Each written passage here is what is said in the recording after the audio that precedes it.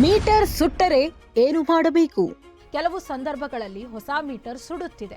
ವಿದ್ಯುತ್ ಕಂಪನಿಗಳು ಗ್ರಾಹಕರೇ ಇದಕ್ಕೆ ಹಣ ಕೊಡಬೇಕು ಎಂದು ಹೇಳುತ್ತವೆ. ವಿದ್ಯುತ್ ಕಾಯ್ದೆಯ ಪ್ರಕಾರ ವಿದ್ಯುತ್ ಮೀಟರ್ ಕಂಪನಿಯ ಆಸ್ತಿ ಆಗಿರುವ ಕಾರಣಕ್ಕೆ ಕಂಪನಿಯೇ ಅದನ್ನ ನೋಡಿಕೊಳ್ಳಬೇಕು.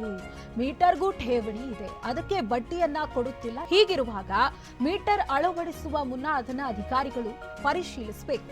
ವಿದ್ಯುತ್ ಕಂಪನಿಗಳು ಇವುಗಳಿಗೆ 6 ತಿಂಗಳು ಅಥವಾ 1 ವರ್ಷದ ಗ್ಯಾರಂಟಿ ನೀಡಿರುತ್ತದೆ. ಒಂದು ವೇಳೆ ಕೆಟ್ಟರೆ ಕಂಪನಿ ಹೊಸ ಮೀಟರ್ ಕೊಡುತ್ತದೆ. ಹೀಗಿರುವಾಗ ಗ್ರಾಹಕ ನೀಡುವ ಸಮಸ್ಯೆ ಬರೋದೇ ಇಲ್ಲ.